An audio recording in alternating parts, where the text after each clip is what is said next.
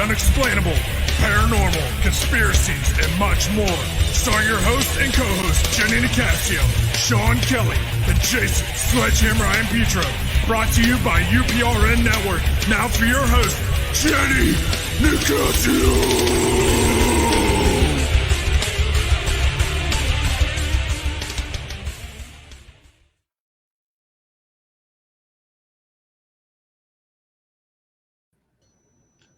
Good evening and welcome to Chasing Prophecy on 105.3 FM 107. Oh, I got that one wrong. See, that's what happens when we learn new numbers. 105.3 FM New Orleans. Okay, all right. Not bad. Not bad. You got me a little confused there with the new numbers. Yeah, we got new numbers. So, good evening, guys. This is where we discuss anything and everything beyond the scope of normal. I'm Jenny Nicasio, along with Sean Kelly, Jason I. and Petro. How's it going, guys? Happening? Happy Thursday. Not bad at all. Not bad at all. So, I have to say I'm a little disappointed that I had to go to work on Monday because the aliens didn't destroy the I knew that was. Well, there's still some strange things that are happening. There's still some strange things that are Sean, happening. you know what's up, yeah. Yeah, I had to go to work too. Yeah. Well, we had that big internet outrage today all across the country, major businesses, and there was some really big UFO sightings. So I don't know, guys. I think it still could happen. Is it possible? Is it possible that big outage was caused by hackers? Well, yeah, Just asking. Definitely. It could be caused by hackers, but it could also. Well, there's been all that stuff with the Russian hackers lately in the United States. Yes. Yes, and it could be. Just give them some good vodka. No, well, guys, it could be something on the moon. You never know. And that's what I heard. I was reading up on that. That's pretty crazy, man. It could be something on the moon. Yes. And nobody better than can tell us about the moon and some unusual things going on is Constance Victoria Briggs. She's an author and a researcher of cosmic, metaphysical, spiritual topics, specializing in space and moon mysteries. And you know why I like the moon? Why do you like the moon? Why do you like the moon? I was born on a full moon. Like a big oh, there you go. And vampires too. Vampires. Yeah, I was born on a full moon. Isn't there a full moon tomorrow? Yeah, coming up the 24th, I believe, Saturday. So I usually have some strange occurrences on myself that happens on the full moon. And you guys know that from the past. I can go from highs to lows in a matter of a few seconds. So yeah, real quick. So does any of you either have like just all kinds of bad luck whenever there's a full moon, just like stuff doesn't work or just irritating? Yes, definitely. We're gonna find out more from Constance, and I want to say also she is the author of the Encyclopedia of Moon Mysteries, the Encyclopedia of Unseen World, which you guys are familiar with, and the Encyclopedia of Angels and the Encyclopedia of God. And if I missed any other ones, I do apologize, Constance. Welcome to Chasing Prophecy. Oh my God, I'm having some serious problems. Welcome to Chasing Prophecy, Constance. Thank you. Hey, Constance. Hey, welcome aboard. Thank you. Can you hear me okay? Oh, definitely. Very well. Yes. Sorry about that intro. Like I said, it is coming up on the full moon, and seriously, I know you would know more about that. I've had some crazy things. My mood swings on the full moon, and you know how the moon is. It regulates a woman's cycle. It regulates the tides. So tell us about how did you get into this moon, mysteries? How did you get into this topic? Yeah, so, I was surprised. This was a surprise topic that appeared in my life. I had been studying, things like angels and life after death and, near-death experiences and those sort of things. But I've always had a love and a passion for the idea and the feeling and an inner knowing that we're not alone in the universe. So, I sort of veered off from my spiritual studies, and I was, as I was doing my research, I came across some interesting stories about the moon. And I had no clue a few years ago when I started this research that there were so many weird things going on with it. So as these stories, came across my desk, I even had a story. I had a story of angels in the cosmos and strange lights on the moon. I just, like I do so much of my research, I started throwing them into a pile. But it was when I came across a book titled Our Mysterious Spaceship Moon by Don Wilson. I think that, and this was written in the 70s, and I don't know if any of you have ever heard of it, but I think that opened my eyes to the fact that, the moon doesn't just have a few odd things about it going on. There is a whole lot of weird anomalies with our moon. And the more that I read Don's work and then a few other people and some of NASA's material from I believe the astronauts went up. I know a lot of people don't, but I believe they did. And when I went through this material, I just started compiling these stories. Just one thing led to the other.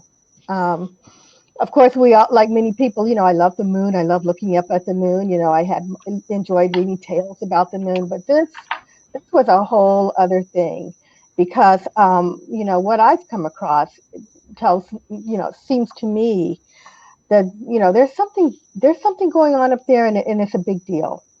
It's a big deal. What do you think it is? Honestly, oh, that's a good starting question. Okay, so I've studied, we'll get into it, strange movements, strange lights. I think something's up there. What it is, I don't know. Okay. Yeah, I think that there's someone on the moon, but I don't know who it is. I don't know what it is, but I really do think that there's someone up there. Yeah. What about remember a few months back a show we had where we talked about like the man on the moon, and there was those images that popped up that looked like, that there was previous civilization there that created like almost like statues out of the rocks. Do you remember that, Jenny and Sean? Yeah. Yeah, that was on Mars. Mike Mars. Was that Mars? Yeah, it was Mars. Yeah. I couldn't remember if it was Mars or the moon. Well, he talked about the moon too. Having he wrote a couple of books on the moon about the space stations. Constance, do you know Mike at all, Barra? Did you hear any of his work? Oh yeah. We're published, by the same publisher. He's got some amazing, stuff out there. And one of the reasons I wrote the Encyclopedia of Moon Mysteries as opposed to a narrative is because there's just a large collection of books on the moon. And each author seems to have his own kind of, specialty, where Mike's was, a lot of it centered around those amazing structures that he found in his pictures. So yeah, I'm familiar with him.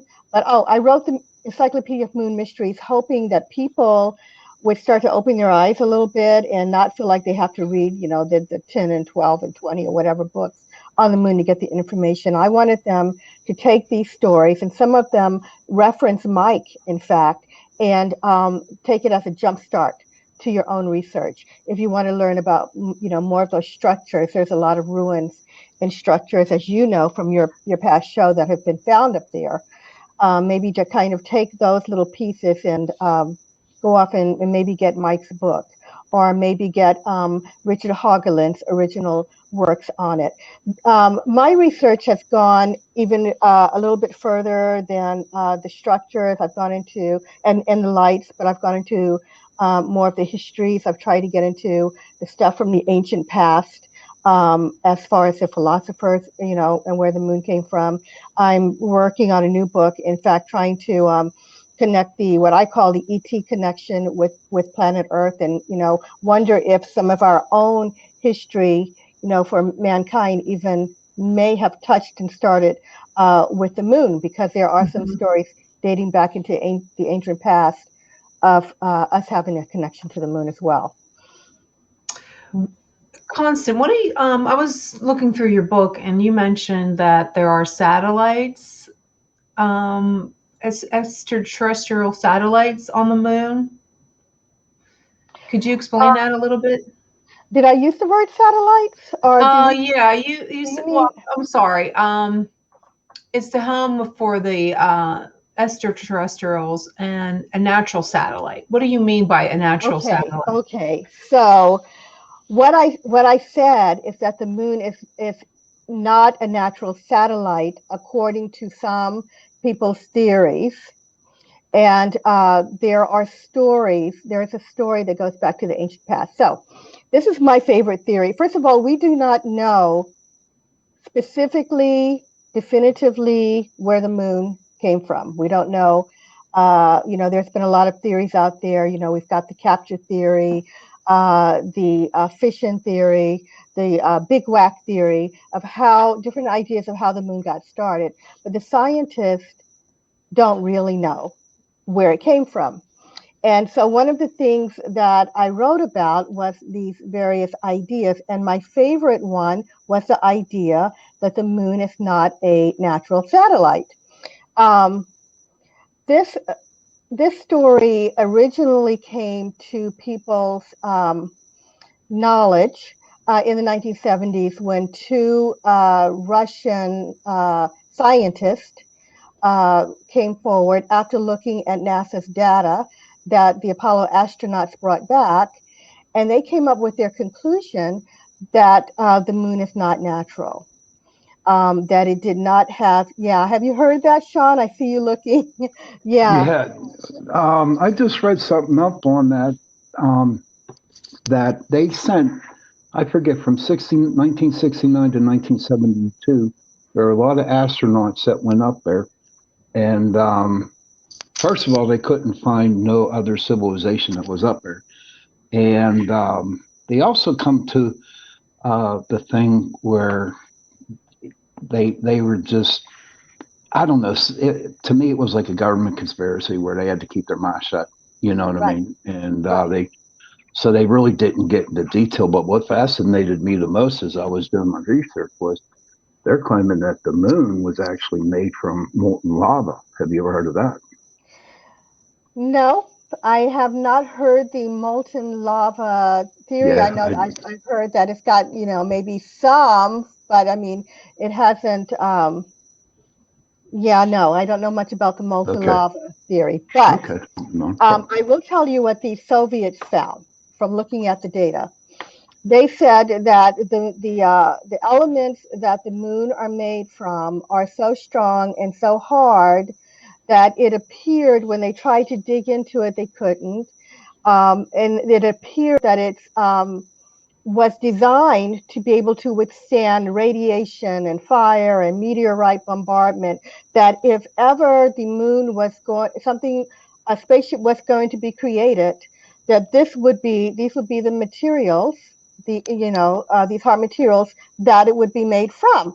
And on top of that, they looked at the fact that when meteorites, that the craters are not very deep. They're all kind of shallow. No matter how wide or how small they are, they're all approximately the same size, of course, which shouldn't be. If you've got a heavier meteorite than the other one, it should be making a harder, deeper dent. It doesn't do that. They looked at the fact that the astronauts had crashed at the ascent stage, for example, into the moon, and we've all heard the terminology where they said the moon rang like a bell. Or, well, what they didn't really mean that. People take that literally. It didn't sound like a bell ringing. It reverberated. And so the scientists said that shouldn't have happened. And I have found in my talking about this that people kind of, they kind of laugh at that and say, oh, the moon rang like a bell, it reverberated, ha ha. Those people saying that are crazy. But, it came from NASA. It came from NASA scientists at the time. They did it more than once. The first time it happened, they said this shouldn't have happened. They were astounded. They were flabbergasted. It should not reverberating for, an hour. And then the next time, or even a longer period. So the Soviets said this thing looks like it's hollowed out. Just like NASA, some of the NASA people had said, it seems like it's hollowed out. Their theory is the spaceship moon theory. They said it appears that this thing was created, and if it's hollow, it maybe have engines in it, and it may have had extraterrestrials in there that got into this thing, and it was sent across the universe and placed in the vicinity of Earth. It is the most craziest idea you could even begin to imagine. But then they were saying it's the only thing that fits all of these moon mysteries going on up there. So they believed it, and they published this article in Sputnik magazine, and it took off. And people looked at their data and they compared it to what they were saying to NASA's data, and they said, yeah, maybe that could be. So they said there could be now, or maybe there have been in the future and they're not there now, something that brought this thing into Earth's vicinity. Now, on top of that, we have, and I'm going to try to keep my train of thought and not lose this. We have a story that came out of Africa, in ancient times, an ancient story of their creation moon story.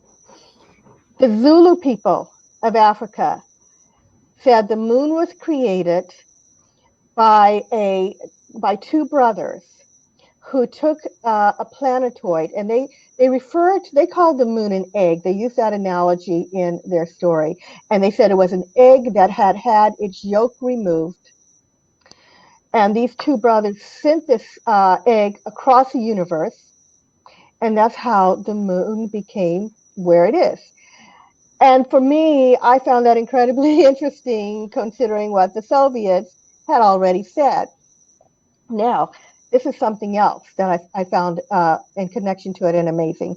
We have writings from ancient philosophers, Plato, Aristotle, and others, and also some cultural traditions that said there was a time in Earth's history where there couldn't have been a moon in the sky.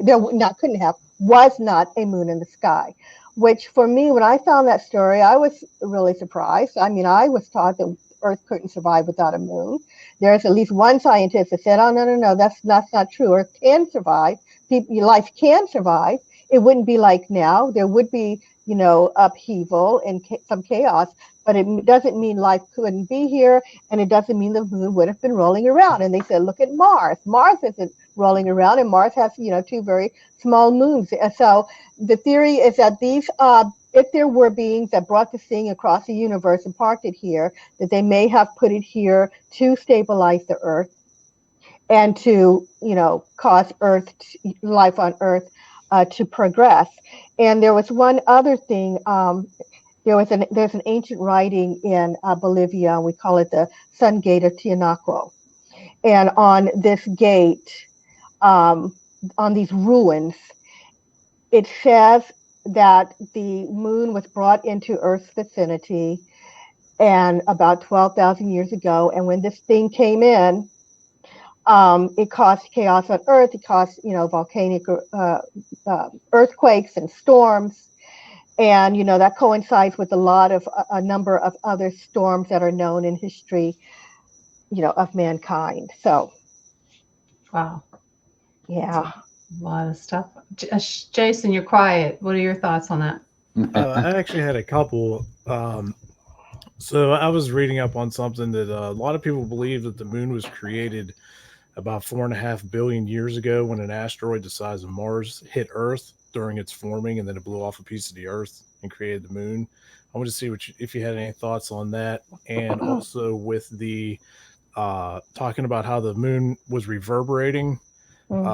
Scientists say, that the moon has what they call moonquakes, similar to earthquakes that can last up to hours due to the gravitational pull from the planet Earth.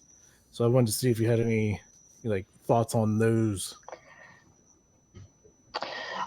So you're referring to the giant impact theory.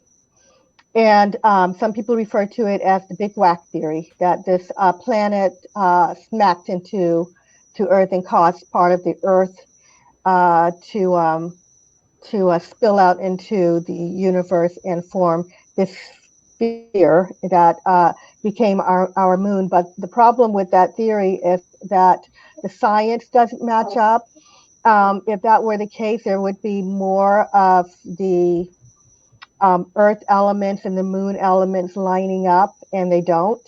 So they've really discounted that. And I'm very, very frustrated when I hear the students in school being taught that that's how the moon was created, when it's not true. And people haven't, they're not up on the current science. And if you go to the NASA website, it says pretty much that, that's a theory. That is not a fact. So the rocks don't line up, the material that they brought back, the dust and everything, the numbers are not the same. And they know that the moon is kind of strange. I do talk about it, in more detail in the book. And the book really is, I call it mysteries, because we don't have any proof of, what the answer, we don't have any answers. So I always call mysteries, they're still asking, what is it? What is it? As Isaac Asimov said, what is the moon? What was your second question? You were talking about how the moon was reverberating, and they say that the moon has what they call moonquakes, similar to earthquakes, due to the gravitational pull from Earth. I want to see what your thoughts were on that. Would that explain the reverberation that they were picking up from it? So the reverberation, specifically, my understanding, and I'm not a scientist again, but it was because they smacked this thing into it like it was the equivalent of of a bomb, a TNT bomb hitting it, and it reverberated because it was smacked so hard, and it wasn't dense enough. It's not dense enough in there for it to not shake. There are moonquakes, and it's my understanding from the research that they can't explain those moonquakes, and they're trying to figure them out. They're saying that these quakes come from deep within, and they're not sure what's causing them. And they there is a theory that there is something in there that may be some kind of machinery that may be actually causing these things. I list the different ones in the book, but they have no answers. They're still trying to figure out why there are such things as moonquakes. But the moonquakes were separate from them smacking the moon with something. Interestingly, as far out as it sounds that there may be someone living in there, someone has said, the moon is, they use the analogy of the moon being inside out, that everything that's on top of the moon should be inside. They think that there may be people, ETs living in there, that, at least my theory, that there could be in there and went in there to escape the moon elements. And yeah, they could have that machinery in there causing moonquakes. Yeah, especially since you say it sounds hollow, they think it's hollow. That would make sense. What if there is something inside there and it's just that outer protective shell, that we can't get through? Yeah, good. That was good. Yeah, the other thing is they're talking about starting a colony on the moon, as you know, it's all over the news. Yeah. And one of the things they're talking about doing is putting people in what they're calling, lava tubes and crevices in the moon. And so that should tell people something. They're obviously finding large areas somehow in the moon that are unoccupied, and they're like, oh, we could take that, and that would protect any colony from the coldness of the surface and then the heat of the surface.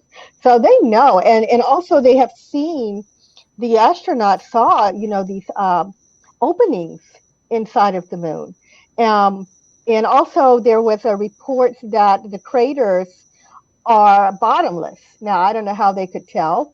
I don't know what kind of cameras they took, but that was one report from the astronauts that some of those craters, they just look bottomless. So there are holes going into the moon. Yeah, I was going to ask you about Apollo 13, about what they saw. And is there anything else that they saw? Apollo 13, each of the Apollo missions on the way to the moon, I just want to say, okay. I just want to make sure we have. Yeah, you spoke about Apollo 10 and 13 in your book. Right, yeah. So I just want to say before I forget that each of the Apollo missions on their way did see UFOs or strange lights on their way to the moon. Every mission. Um, Apollo 10, I think, had one of the most interesting stories for me, and they all had interesting stories. But so Apollo 10 was a kind of a rehearsal run for Apollo 11, where Neil Armstrong and Buzz Aldrin, stepped foot on the moon. That whole big historical mission. Apollo 10 was the, forerunner. And on their way, the two astronauts um, in the lunar module, they had to leave the command module and go down as a trial run, and they got as close to the moon as they could. On their way, they had a technical problem. Something went wrong with their equipment inside. They couldn't get this lock to move. They got stuck in space. And they were trying to talk to ground control and get some advice. How can we move? We're in trouble.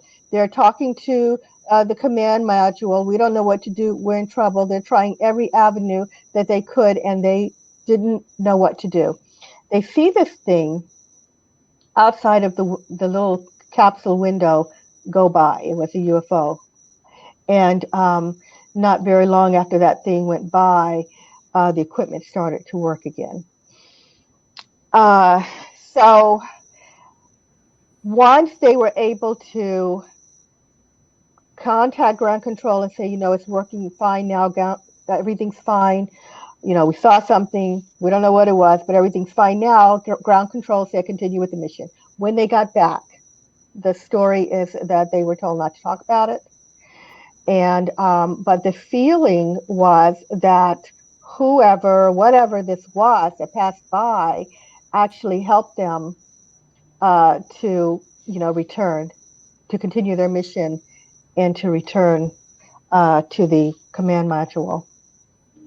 Wow. What's what do we think about, we're talking about there's potentially, maybe there's ETs living inside the moon and residing and have a whole colony. What if, what do you think about if this is true and the only reason we're seeing them is because they're like kind of monitoring what we're doing, seeing what we're doing with the planet, because maybe they have future plans for it or something like that. Is that any possibility? So, interestingly enough, that's something that I'm going to elaborate on. I've got a new moon book coming out. It is not an encyclopedia; it's narrative, and I talk about. I'll be talking about the hypotheticals, and one of them is there. First of all, there could be these extraterrestrials living inside of the moon. And they could have some connection to us by way of they did come across the universe, perhaps park themselves here either to help humankind on planet Earth, or maybe they were escaping some kind of sun explosion or some disaster on their own home and came across, and they're there for that reason. Or if they came across to escape, that some of them may be living there, and some of them, who knows, may have come into Earth for whatever reason, in whatever form they are. I mean, when we look at UFOs, the UFOs go back to ancient times, of reports. When you look at ancient art, even, coming forward, even medieval art, you see, UFOs. Did this thing, come in here, and I mean spaceship or the moon, come in here bringing people some kind of beings, and they're still there, and some of them are here? And are they there to watch us? Because maybe they have that connection. Maybe they let some kind of beings come in here and they're watching. Or they're watching because they brought it in here to help us, and they're monitoring our progress. It certainly appears that we are being monitored, because I'm telling you, every one of those missions that went up, 12 men walked on the moon, every one of them saw something on the way. And then one of the missions, and excuse me, but there's several of them, and I get the numbers mixed up when I'm talking like this on the air, and I don't want to keep referring to the book. But one of them, I don't know if it was Apollo 17, but they had 2 astronauts following them from takeoff. From takeoff, there were 2 right here, close, and followed them up. So to answer your question, I do believe there could be beings there monitoring us for our progress. And maybe they had something to do with, the whole creation thing. There is a story. I mean, I don't know if your audience are familiar with the whole Anunnaki story and the Sumerians. It's quite a popular theory of how mankind came to be. And then there are people who think that the moon has some connection to them. There's a story that Adam, who was named Adapa, Adapa, in the Sumerian writings, was talking about the moon a lot. And there is a thought that he may have actually been created on the moon. He may have been the first man on the moon, when we're the first man of humankind may have been created on the moon. This is a story that is out there, kind of fits that Sumerian story. And they said he prophesied the moon. He was a prophet of the moon. Could our whole creation and the Anunnaki have started there? Could that be where they created people to bring down? These Anunnaki were extraterrestrials. They were gods to us, and they were said to have created mankind from DNA of I don't know, apes on Earth, or some of the Neanderthal. I don't even know the correct name. I apologize, but the beings that they found here walking the Earth that were similar to man. They were not Homo sapiens, sapiens, but they used them and combined their DNA and created humankind and made these helpers. The story is that they may have started on the moon and sent them in here. Could they be still there, and could they be watching us right now? Well, That's amazing. That's intense. That's intense there. Whoa. Threw everything out the door, what I learned growing up. Right? Damn. So how come we didn't have the end of the world on Sunday from aliens like we were supposed to? You have good question, Jason. And there's another question. Are these little, and I shouldn't say little, I keep referring to them as little because of the name. They calling them Tic Tacs. Yes. Is it the Tic Tac? Yes. I don't know where that name Orange came is my from. favorite. But could they have anything to do with the moon? There's another theory that the moon could possibly be some sort of way station. I mean, it doesn't even get rid of everything I've told you. It doesn't mean that none of the other stuff happened. It means that in the process of all of this, there are other beings that may have discovered the moon and are stopping through there, or stopping by there. If you look at the stories of the contactees, some people believe that contactees are for real and some don't. But if you take them seriously, there are a few that have said they've met extraterrestrials, they've traveled in ships, and they've traveled to the moon. One of them said they saw ships coming in, and there was bartering going on from elements from the moon. They were switching out supplies with other extraterrestrials. Could the UFOs that we are seeing here have any connection? Are they coming from there? Are the Tic Tacs coming from there? Are the boomerangs and the cylinder-shaped UFOs coming from there? It kind of makes sense because the moon is so close. Right. It's a way station. It's and not only that, but we've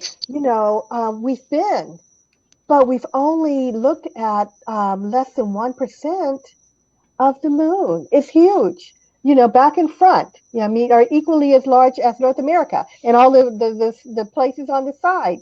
We haven't seen everything up there. And as one host said, interestingly enough, they said, we could go up, they could just turn off the lights. We haven't explored it in great detail. We landed, a few times, and we stayed in that area. I mean, all of us have traveled somewhere else in the United States, right? Mhm. But we Yeah. haven't seen it all.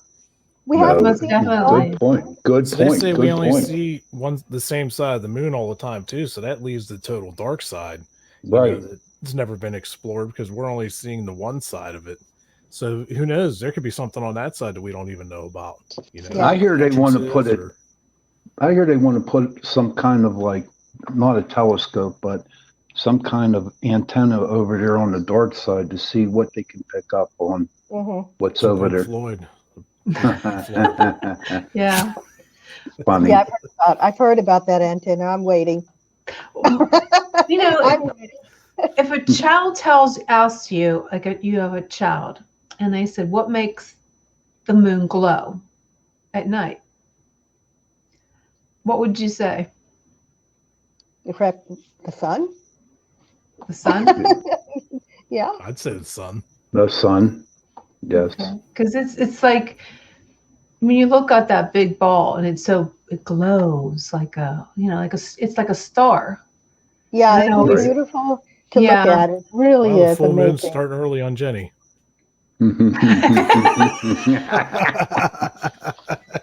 Seriously? Yeah, it has started. It's you Well, know.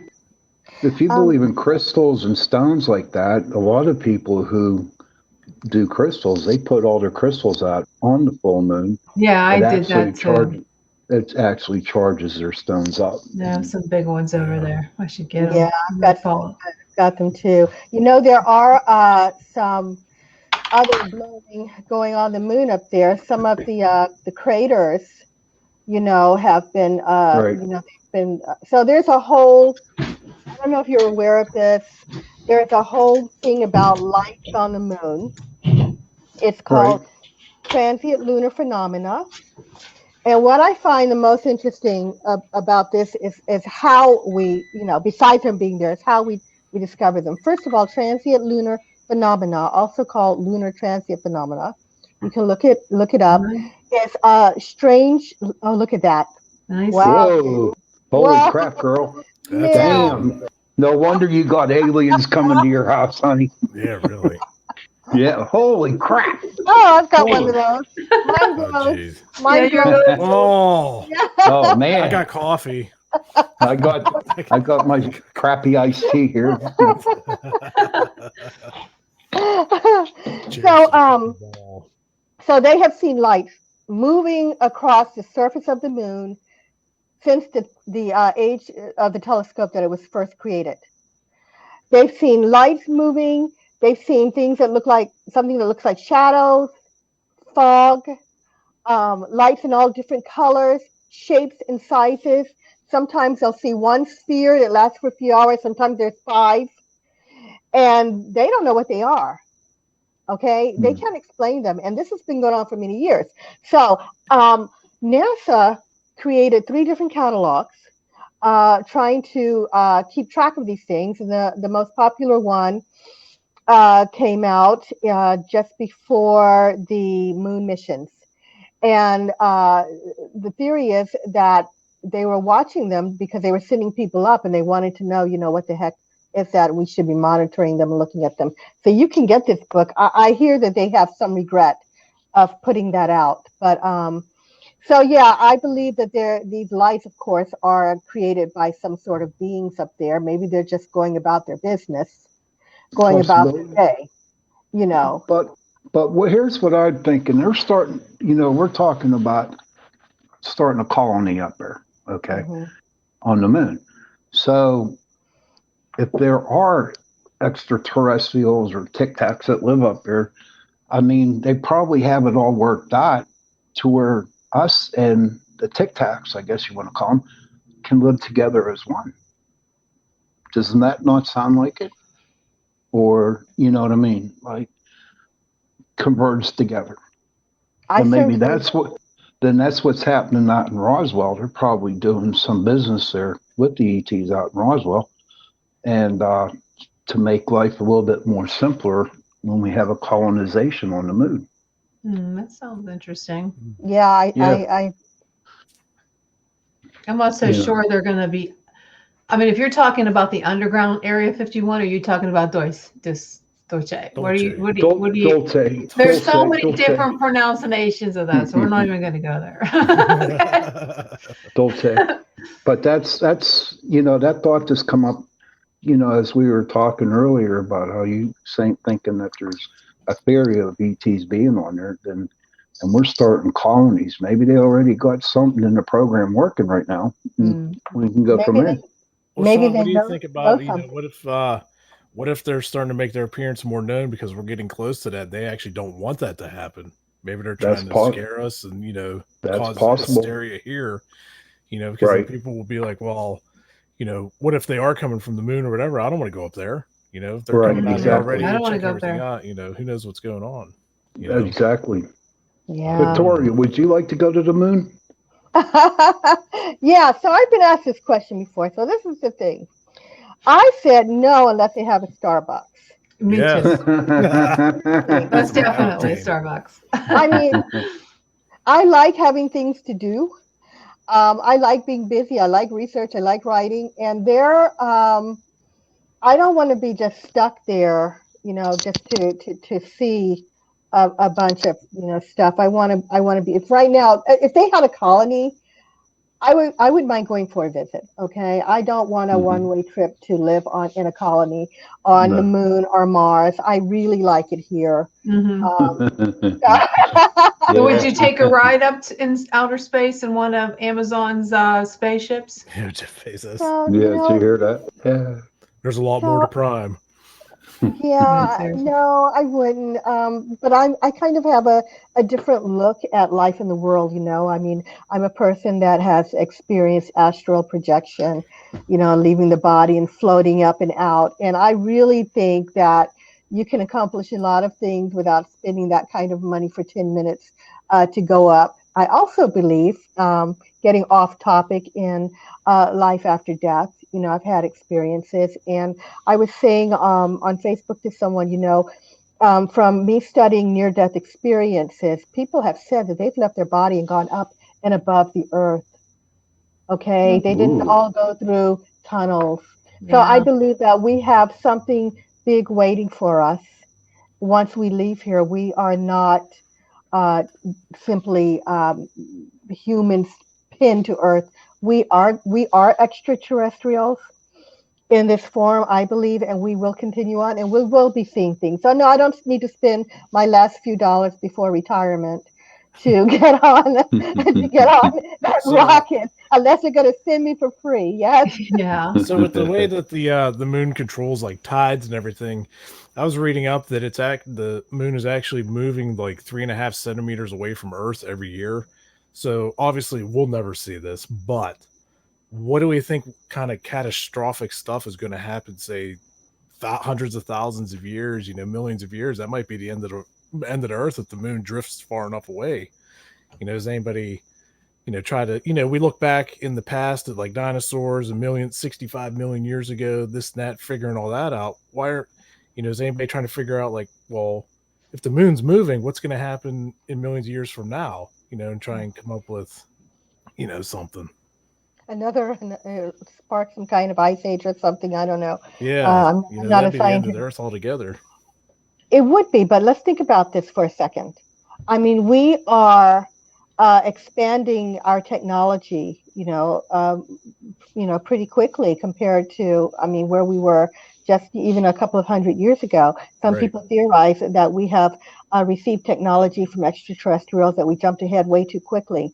So by that time, if we don't blow ourselves up first, could we create something, some kind of false moon of our own? If that moon keeps moving further out. Interesting. Yeah, that'd be different. To where we don't need the moon, correct? That's right. I figure with all the like high tides and stuff, everything would just be out of control without the original, but trying to figure out like, would people be able to create something to take place of something so massive, for the Earth, that's something to think about. Yeah, absolutely. We don't know, but you said hundreds of millions of years, didn't you? Yeah, Yeah. hundreds of thousands, millions of And years. I don't think the Earth's going to be here, honestly. What happens if the moon just blows up? We will die. Wait, do you believe that, Constance? If it did, I believe that if you look at the ancient writings, there was some life here. There was a people here, and they called them the Arcadians, and they called them the people that lived before the moon. And there are tales of these people that lived. And like I said, at least one scientist, and I've got to do some more research and talk to some more people, said that the Mars isn't rolling around. Now, no, we don't know that there's life up there, but the idea is that the moon would not be stabilized and that Earth life couldn't survive here. I don't think it would be like we know it today. If we had no moon, I think we would, a lot of the life would die, but would all of it die? Would anyone survive? And could people go inside by that time too? That's another thing. Could people go inside? Just like there may be people, possibly living in the moon, ETs. So I don't know. One thought is that what happens if there were ETs in the moon and they have the capability of just leaving? If they came in, could they just leave? And somebody who was it? Was just kind of joking around and said, maybe the government made a deal with the extraterrestrials on the moon because maybe they know that they could leave anytime. Maybe that's why they didn't go back to the moon. Yeah, they didn't tax money. And they said, we'll leave if you keep coming. Remember when they bombed the moon? What if there was actual living organisms there that were intelligent and they bombed the moon? If that was the case, if you were on the moon, if you were one of these moon, I don't know what you want to call them. What would you call, not earthlings, moonlings? I don't know. If there was really some kind of intelligent life on the moon and somebody bombed you, wouldn't you bomb back? Would you? Would we? I would think so. If someone bombed us, we would bomb back. Yeah, but would they have the technology for bombs? Well, right. I would imagine if they're on the moon and they have all these moon bases, they have to have a little bit of technology. Don't you agree, Constance? Well, but maybe because they do watch us, it looks like, maybe they knew that we were just running a test. Maybe they understood what we're doing. It doesn't mean that they took it as an act of war. Maybe they just thought we were crazy. And maybe that's one reason, maybe that's one reason they're watching us and coming. I mean, there are UFO reports all over. Especially, there was one big one today, and I know Jason was making light of it. What there was. It was the same time that they were, when all the different internet went out, like all the outrage went out all over the country, all the big companies, but at the same time, there was a big UFO report. I know Jason doesn't think so. No, I have to look it up. I spend my days deep in research, and sometimes I don't come up for air, and my system didn't go down, and I wasn't listening to the news, so I'll have to catch it. Yeah, mine went down for a little bit. I was streaming some things, and it went off for a little bit, but then they brought it back. It was all over the news. If you Google it, you'll find one after the other. Companies that had some issues. Yeah, but is it because everything's switching to 5G and this expanded network crap? Yes, that's possible. That's possible. Switching literally like right now. If anybody out there knows of anything that might be causing this, please comment in the comments. We'd love to know what your thoughts are on it. Right, Jason? All I know is I was disappointed I had to go to work on Monday. Yeah, me too. Me too. And trust me. I was looking forward to Sunday. Dude, it was honestly, I just had someone just comment. They said it was a DNS outrage. Now, what is that? Because I don't know what a DNS is. It had nothing to do with 5G, he just said. Apparently, this person's way up there in the, he's in cybersecurity, so he just... Is that Mike Bear? No, Mike Bear is not in cyber. He's an astrophysicist. I think he's like he did rocket stuff, but don't quote me on that. I don't want to get a nasty email from him. No. If there's any rocket scientists out there, might have to give us a little, I'm not making light of it. I do believe that there are things. I'm seriously disappointed too that there wasn't anything that happened on the July. I don't know, Constance, if you knew of all the big in the UFO community. The July 18th, apparently an abductee said that he was abducted, and he was told that they were coming back in July, and one of the dates was July 18th, and they were going to make themselves known to the human race. So that's why that's what we're talking about. That. Okay. You know, they always say the third time's a charm, so we had the rapture, which didn't happen. Well, the rapture's not for sure, so what's going to be maybe the third, whatever will happen. But you know, there's an awful lot of sightings, way more. Even there always have been, but there's more than there has ever been, and I think something big is coming. Me too. I am constantly amazed when I talk to people, and they just kind of give me this blank look. You know, I talk about the UFOs, I talk about the moon, the weird stuff, crop circles, and they're just like, huh? You don't have much to say about it. It's really weird, but I do think something big is coming, and I think having the same feeling. Yeah. Something. Do we have a date? Do we have a date for that one? No, because it can't go on the way it is. The world is going. It can't go on. So something has to. And if there is some kind of intelligent life, and if there is some, like you said, could be an ancient civilization that started Earth. Maybe they're watching and they're saying, "Wow, something you guys, what you did to our Earth. Maybe we are descendants of some kind of ET." That's my philosophy on that. Constance, you agree with me? I mean, I do, and there are reports that extraterrestrials have visited, the governments in the past, and tried to tell them, look, we're not going to let you, blow yourselves up. Yeah. We're not going to let you destroy all the life on this earth. Forget it. We don't have, of course, any proof that happened, but that, in the 1950s, there was a huge surge of UFOs that came in, and that would have been around the same time that they reportedly met with some of the governments and said, you can't use that, atomic bomb.